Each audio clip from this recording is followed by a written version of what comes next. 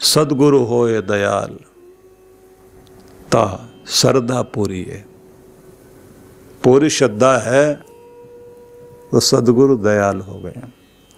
सदगुरु होए दयाल न कबहू झुरिए, सदगुरु हुए दयाल ता दुख न जानिए, सदगुरु हुए दयाल ता हरि रंग माणिए।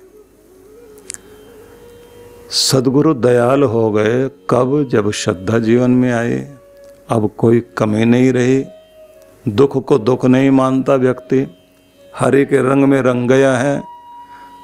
और सदगुरु हुए दयाल ता जम का डर केहा। जब व्यक्ति के जीवन में गुरु दयाल हो गए, गुरु की कृपा आने लग गई, तो फिर जम मतलब यमराज का कोई डर नहीं रहा, मौत का डर नहीं, छीनने का डर नहीं, अमृत को पा गया व्यक्ति। श्रद्धा ने सदगुरु को दयाल किया, और सदगुरु जब दयाल हो गए तो फिर किसी चीज का डर नहीं, तब दुख भी दुख नहीं लगता, तब हरि के रंग में व्यक्ति रंग गया है, परमात्मा के रंग में रंग गया, क्योंकि गुरु की कृपा हो गई। लेकिन हुई कैसे? श्रद्धा से हुई, श्रद्धा ने दिया। सदगुरु हुए दयाल ता सद ही सुख देहा, सदगुरु हुए दयाल ता नव निधि पाइए, सदगुरु हुए दयाल ता सच्ची समाइए। सदगुरु जब कृपा करने लग गए, दयालु हो गए, तो सदा सुख ही सुख दे रहे हैं, सुख आ रहा है चारों तरफ से। और सदगुरु जब दयाल हो गए ता नवनिधि पाइए, अष्ट सिद्धि नवनिधि, सब निधियां सब खजाने मिल गए। सदगुरु हुए दयाल ता सच समाइए। अब आपको सच में समाने का, मिलने का आपको आशीर्वाद मिल गया कि परमात्मा तक ही पहुंच जाओगे, क्योंकि गुरु दयाल हो गए। गुरुवाणी में बड़ा सुंदर महान संदेश है कि गुरु की दया से शाश्वत आनंद और जीवन में सत्यता आती है, और दुख दुख नहीं लगता। सारी है। इसलिए आप ये समझ लीजिए कि आपकी श्रद्धा बहुत कुछ देती है। जब शिव ये कहते हैं गुरु नाम नित्य शुश्रूषा, तो एक बहुत बड़ी बात उन्होंने कही, और इस बड़ी बात को ऐसे समझ लीजिए कि जब आपके जीवन में गुरु की कृपा हो गई, गुरु की सेवा करते करते, तो देह देह नहीं रहा, देह देवालय बन गया, शिवालय बन गया, दिव्य बन गई आपकी देह।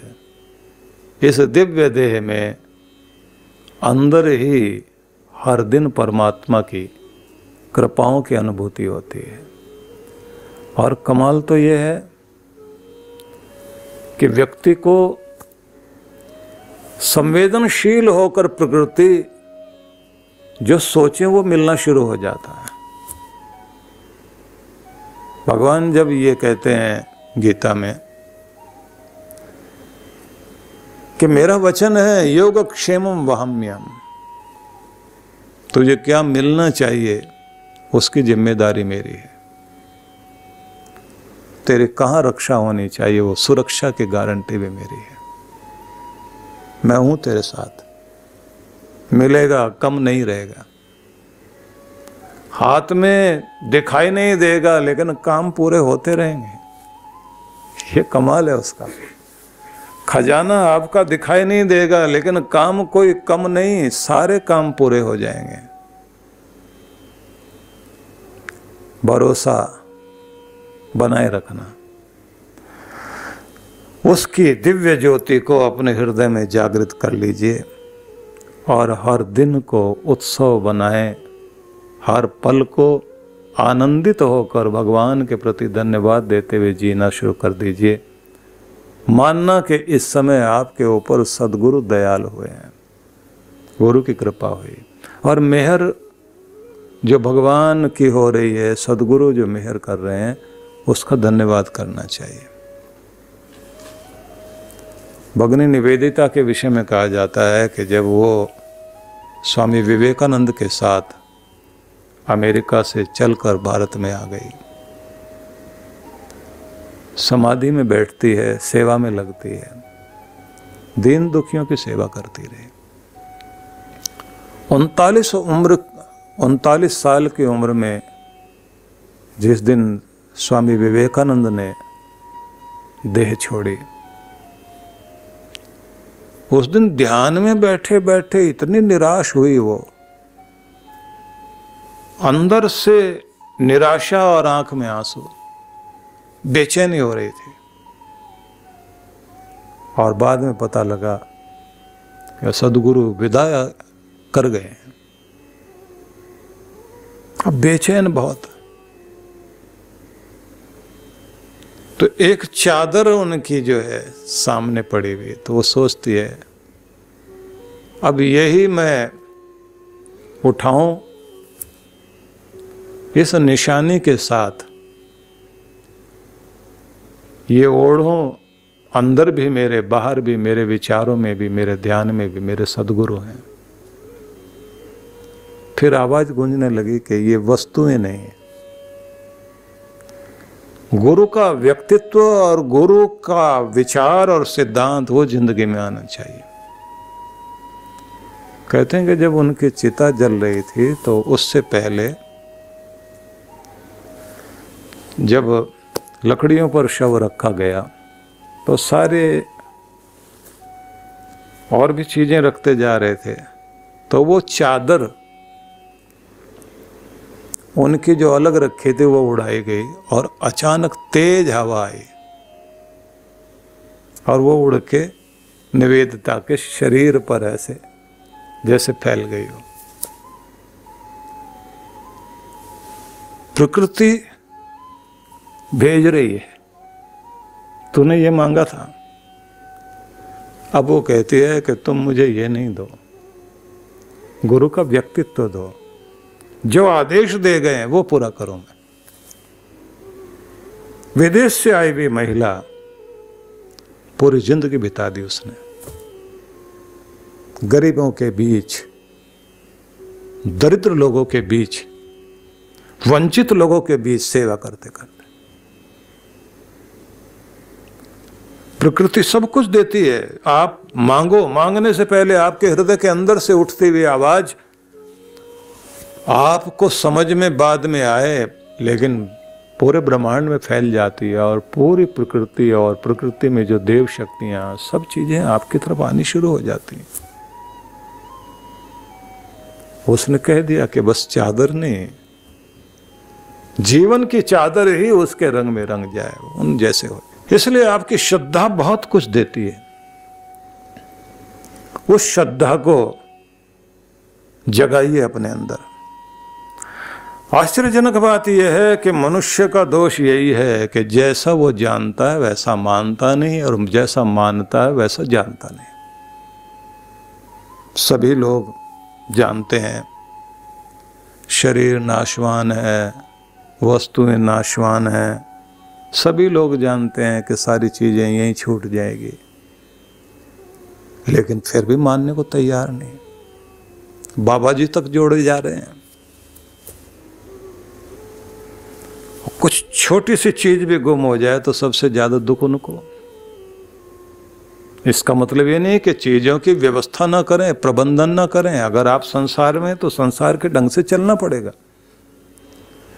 लेकिन विदेह वाली अवस्था जब तक नहीं आएगी तब तक सन्यास भी सफल नहीं होगा।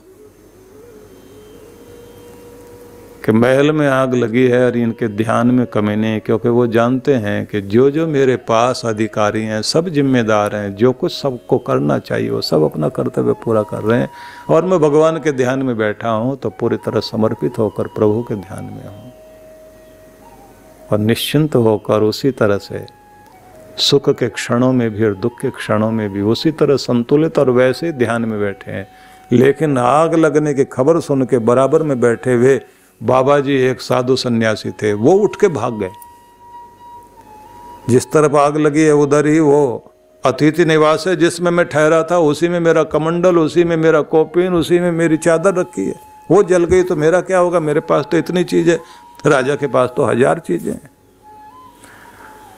वस्तुएं आपके पास कितनी भी हो सकती है, मोह आपके पास कितना है ये देखने की बात है। किसी का मोह एक छोटी सी चीज में भी इतना बड़ा है, पूरे संसार जितना, और किसी के पास संसार भर की दौलत होने के बाद भी मोह उसका सुई भर भी नहीं है। हाँ, चीजों को संभालेगा, व्यवस्था करेगा, प्रबंधन करेगा, उसमें कमी नहीं आने देगा। इसलिए अद्भुत बात है कि बिरला जी मदन मोहन मालवीय के हिंदू विश्वविद्यालय बनाने के लिए लाखों रुपए का चेक देते हैं, और उससे पहले पूजा का एक दिया जलाने के लिए माचिस की 2 तीली अगर नौकर ने जलाते हुए दिया जलाते समय 2 तीली खर्च कर दी तो वो झगड़ा कर रहे हैं। 1 तीली से आराम से दिया जल सकता था, सावधानी से क्यों नहीं जलाया? माचिस की तीली खराब करी तूने। मालवीय जी ने जब ये पूछा कि ये क्या बात है, इधर तो लाखों रुपए का दान कर रहे हैं और उधर 1 तीली के लिए झगड़ा, तो क्या कहते हैं? भगवान के मुनि में हम, उसने दौलत दी है, हमारा काम है अगर एक काम, एक दिया 1 तीली जलाने से काम चल सकता है, जल सकता है वो, तो दूसरी तीली जलाने का मतलब फिजूल खर्ची। हमें फिजूल खर्ची का अधिकार नहीं दिया गया, लेकिन जहां दिया जाना चाहिए, भगवान का काम है, भगवान का दिया हुआ भगवान के काम में नहीं लगेगा तो कहां लगेगा? यहां हृदय खुला हुआ होना चाहिए। इसलिए जीना हर किसी को नहीं आता है। जैसा जानता है वैसा मानता नहीं, और जैसा मानता है वैसा जानता नहीं, यही तो दोष है। गुरु की शरण में आने के बाद व्यक्ति के अंदर का अहम भी जाता है और उसका वहम भी खत्म हो जाता है। लोग कहते हैं महंगी से महंगी घड़ी पहन करके भी देख लिया कि वक्त फिर भी मेरे हिसाब से कभी नहीं बदला, ना वक्त मेरे हिसाब से कभी चला। वक्त तो अपने हिसाब से ही चलता रहा। वक्त को बताने वाली घड़ी जरूर महंगी से महंगी पहन ली, फिर भी पता नहीं चला कि वक्त कौन सा है, अच्छा है बुरा है, अच्छा अवसर लेकर आया, सौभाग्य का है, दुर्भाग्य का वक्त है। लेकिन ये बात ध्यान रख लेना कि जब गुरु की शरण में चले गए और गुरु की कृपा हो गई, गुरु जब अपना लें तब आपका प्रत्येक क्षण भी मूल्यवान क्षण होने लगता है, तब जीवन कीमती बनने लगता है। इसलिए आगे ये ध्यान रखने की बात है कि गुरु के बिना गति है नहीं। जो गोस्वामी तुलसीदास जी महाराज का वाक्य बोला जाता है ना, गुरु बिन भव निधि न तरई कोई, जो विरंच शंकर सम होय। कोई ब्रह्मा भी हो, ब्रह्मा जैसे सृजन करने की योग्यता रखता हो, नव निर्माण करने की शक्ति रखता हो, बड़े से बड़ी चीजें दुनिया में बना लेता हो, या कहते हैं शंकर भगवान की तरह जिसे विष को भी पचाना आ जाए और दुनिया को अमृत बांटना आ जाए, इतनी सारी विशेषता भी किसी के अंदर हो, तो भी कहते हैं कि अगर गुरु कृपा नहीं है और जीवन में गुरु नहीं है तो बड़े से बड़े गुणी ज्ञानी दुनिया में भटकते हुए अटकते हुए देखे गए हैं। इसलिए गुरु कृपा बहुत आवश्यक है। गुरु की शरण, गुरु के द्वारा दिया गया मार्ग, इसी से कल्याण होगा। गुरु को पुकारें, गुरु को धारण करें जीवन में, और फिर गुरु के आदेश उपदेश ध्यान में रखें। अब गुरु का आदेश उपदेश क्या है? तो एक मंत्र बोला जाता है, उस मंत्र को आप सुन लीजिए। देवम चरोह, पृथ्वीम चरोह, राष्ट्रम चरोह, द्रविणम चरोह, प्रजाम चरोह, अमृतम चरोह, रोहितेन तन्वम संस्पृष्ट। कर्म करता हुआ आसमान की बुलंदी पर चल, और पृथ्वी पर सबसे उन्नत मनुष्य बन। राष्ट्रम चरोह, राष्ट्र में सबसे उत्तम व्यक्ति बन। द्रविणम चरोह,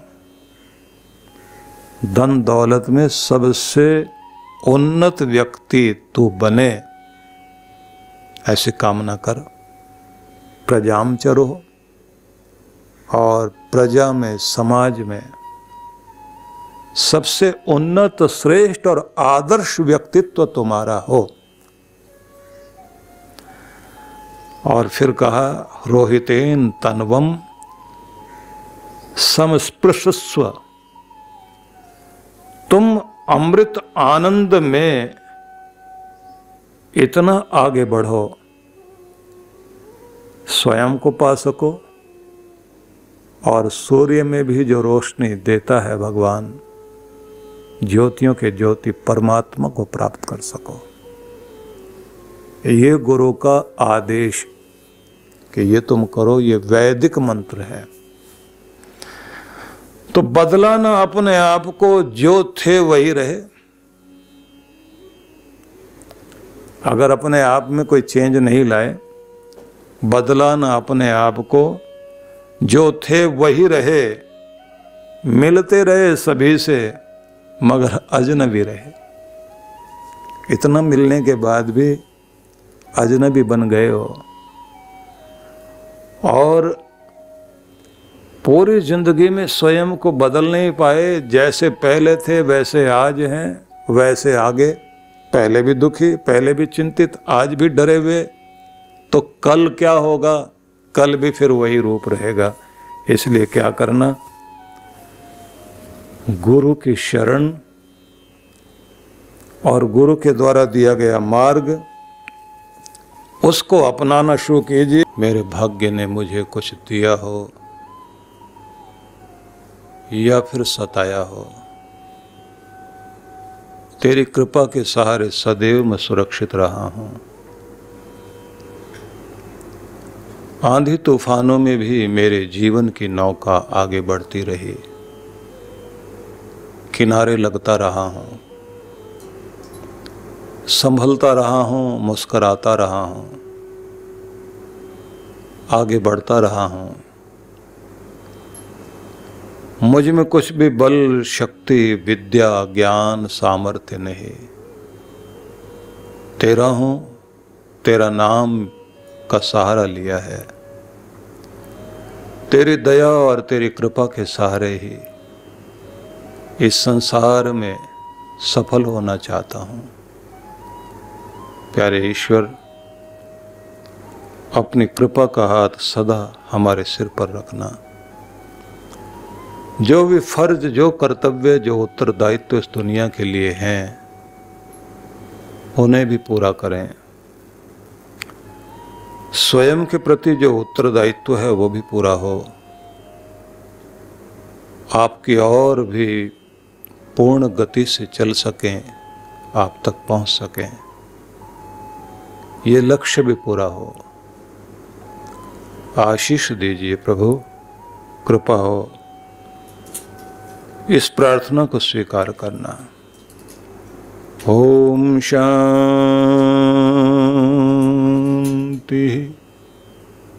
शांति।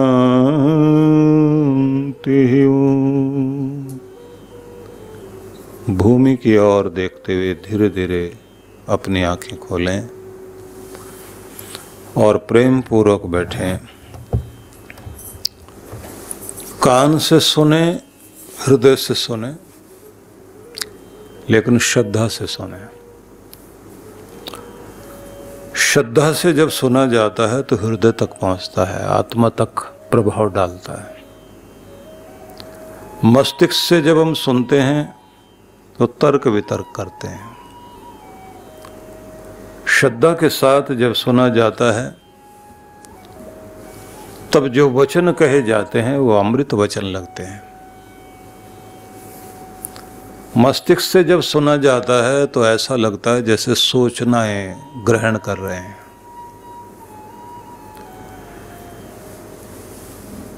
भगवान शिव की अमृतमय वाणी, जिसमें उन्होंने कहा कि गुरु की शरण, गुरु की सेवा, गुरु की सन्निधि और गुरु कृपा, इसको गुरु शुश्रूषा इससे संबोधित किया। इसमें हम लोग आगे बढ़ें, लेकिन उससे पहले मैं छत्तीसगढ़ के कवर्धा सत्संग समिति के समस्त भक्तजनों को और आज के यजमानों को बहुत सारा आशीष देता हूँ। उन्होंने अपना समय, शक्ति, अपने धन से, अपने मन से धर्म की और ईश्वर की सेवा करने के लिए ये समय निकालने के साथ साथ आज के सत्संग के यजमान बने। प्यारे लोग होते हैं, भगवान को भी पसंद आते हैं, जो भगवान का नाम जपे और जपाए और धर्म को फैलाए। परमात्मा को बहुत पसंद आता है सुगंधित प्यार से खिला हुआ फूल, क्योंकि चारों तरफ विषैले वातावरण के बीच भी मुस्कुराते हुए एक नन्हा फूल पूरे ब्रह्मांड के लिए अपनी मुस्कुराहट भेजता है, अपनी सुवास भेजता है, वातावरण को सुगंधित कर रहा होता है। अच्छे लोग चारों तरफ अच्छाई की, सच्चाई की, धर्म की सुगंध फैलाते हैं और ये संकल्प होना भी चाहिए। तो भगवान शिव कह रहे हैं कि गुरु की शरण और उनकी सेवा। गुरु को सेवा की आवश्यकता है ऐसा नहीं है, उस माध्यम से हम उन्हें प्रसन्न करते हुए, उनका ध्यान अपनी तरफ आकृष्ट करते हुए अपने अहंकार को गलाकर, क्योंकि सेवक बनने से ही आपका अहंकार गलता है। जब तक आप सेवक नहीं बनते तब तक आपके अंदर स्वामित्व रहता है, हर चीज को कब्जे में करने के लिए। ये भी चीज मेरी हो जाए, वो भी हो जाए, ये मेरी बात माने, वो मेरी बात माने, मेरे हिसाब से चले, मैं चलाऊं तो चले, मैं बैठा हूं तो बैठे। जब हम सेवक बन जाते हैं तो फिर मेरी मर्जी नहीं, जो मर्जी है तो भगवान की, सदगुरु की मर्जी है। सेवक का ध्यान अपने स्वामी की तरफ लगा रहता है। सेवक का ध्यान अपने स्वामी के आदेशों का पालन करने में पूरी ऊर्जा उसी में लगाता है। सेवक का ध्यान रहता है कि अपने कार्यों से अपने स्वामी को प्रसन्न करूं, और जब वह सेवक बनकर स्वामी की ओर लग जाता है तो स्वामी का ध्यान भी सेवक के प्रति जाता है और दो हृदयों में फिर प्रेम का संचार होता है। उस प्रेम के संचार का ही परिणाम होता है कि फिर तनख्वाह देना एक बात है, लेकिन सेवक को केवल वेतन नहीं मिलता, उसको प्यार मिलने के साथ साथ उसके सुख दुख में भी स्वामी सहयोगी बन जाता है। गुरु हमारे लिए हमारे भाग्य और दुर्भाग्य में साथ खड़ा हो जाता है, भाग्य को सौभाग्य बनाता है, दुर्भाग्य को मिटाने में साथ खड़ा होता है। इसलिए गुरु की शरण और गुरु को प्रसन्न करते हुए फिर हमें अपने मंत्र शक्ति को बढ़ाना है। मंत्र शक्ति के बारे में ये बात जरूर ध्यान रख लीजिए। कहा जाता है कि जैसी श्रद्धा आपकी मंत्र के प्रति है, गुरु के प्रति है, उसी के अनुरूप परिणाम भी आते हैं, रिजल्ट भी वैसा मिलता है। मंत्र में अगर आपकी श्रद्धा होगी तो परिणाम अच्छा मिलेगा, गुरु में श्रद्धा है तो परिणाम बहुत अच्छा मिलेगा। इसलिए ये कहावत भी बन गई और ये श्लोक भी है, मंत्रे तीर्थे द्विजे दैवे दैवज्ञम भेषजे गुरो यादृशी भावना यस्य सिद्धिर्भवति तादृशी। जैसी भावना होगी वैसी ही सफलता मिलेगी। किस में भावना होगी? मंत्र में जैसी भावना वैसी सफलता, तीर्थ में जैसी भावना वैसा ही परिणाम।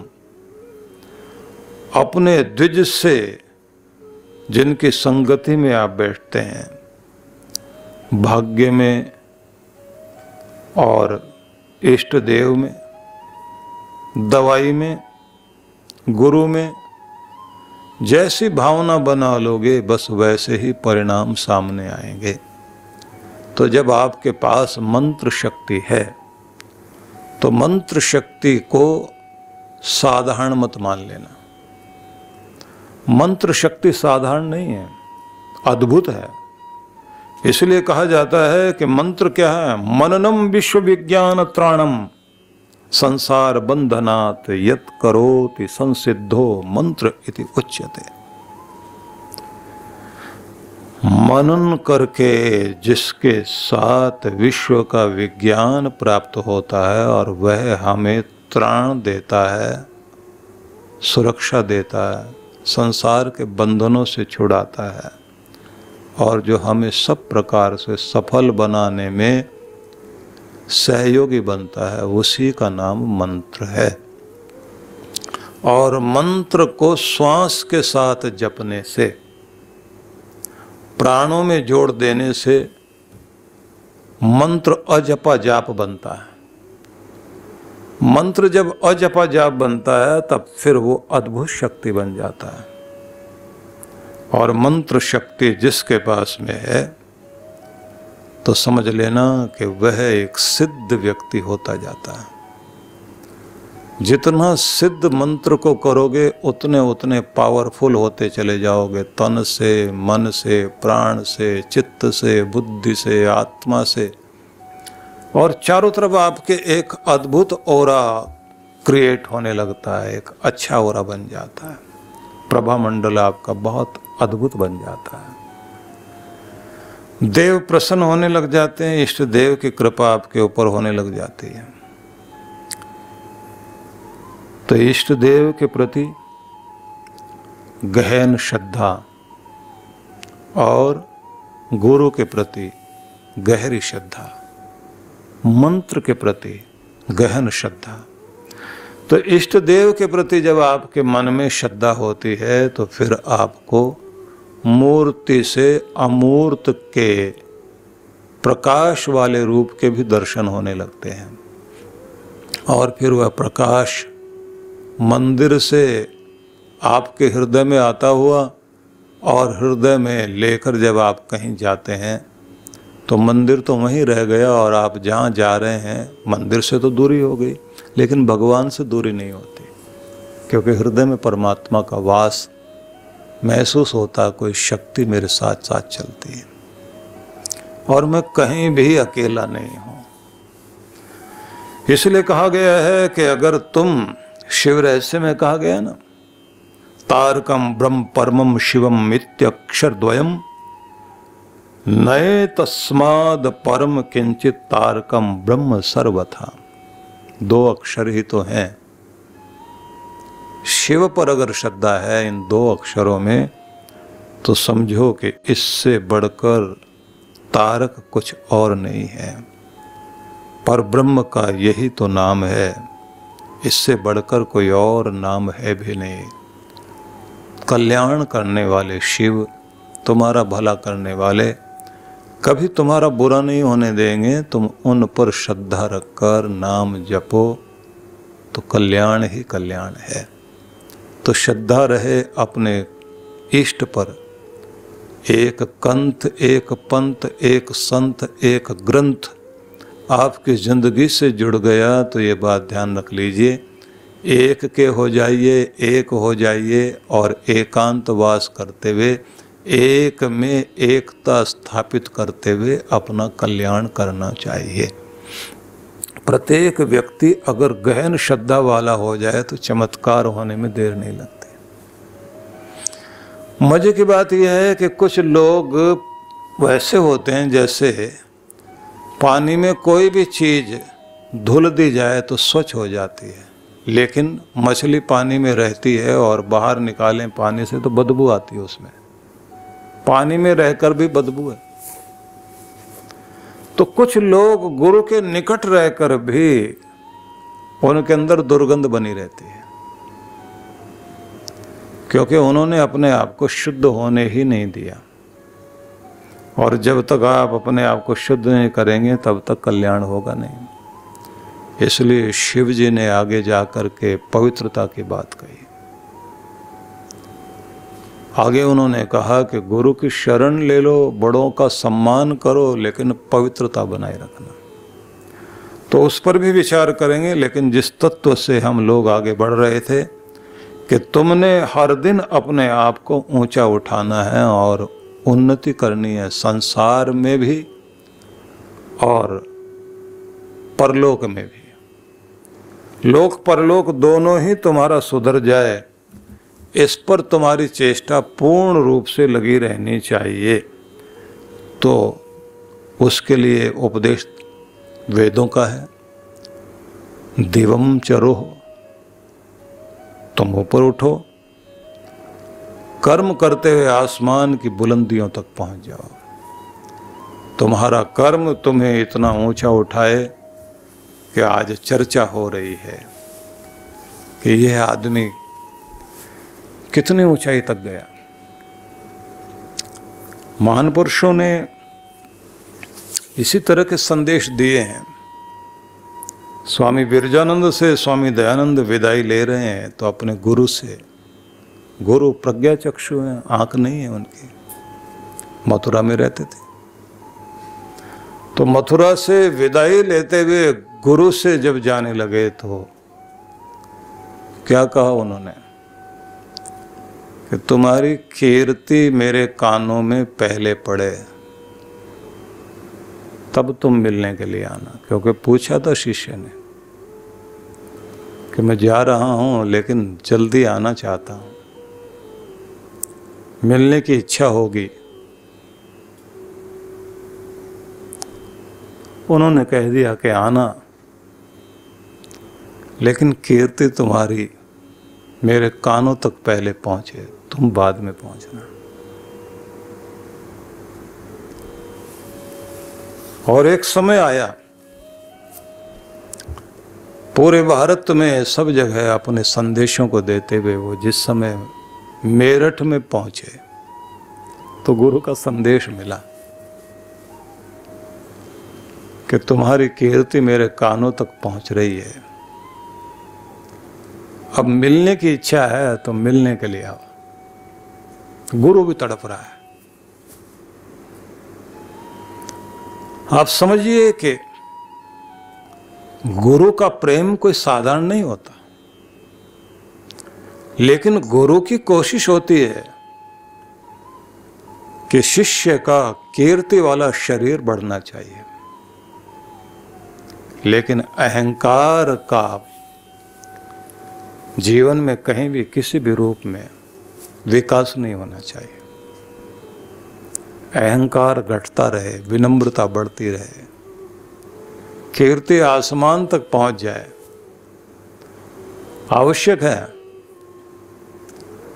तो जब ये कहा गया है देवम च रोह, कर्म करते हुए आसमान की ऊंचाइयों तक तुम पहुंच जाओ, तुम्हारा नाम पहुंच जाए, तो ये अद्भुत है।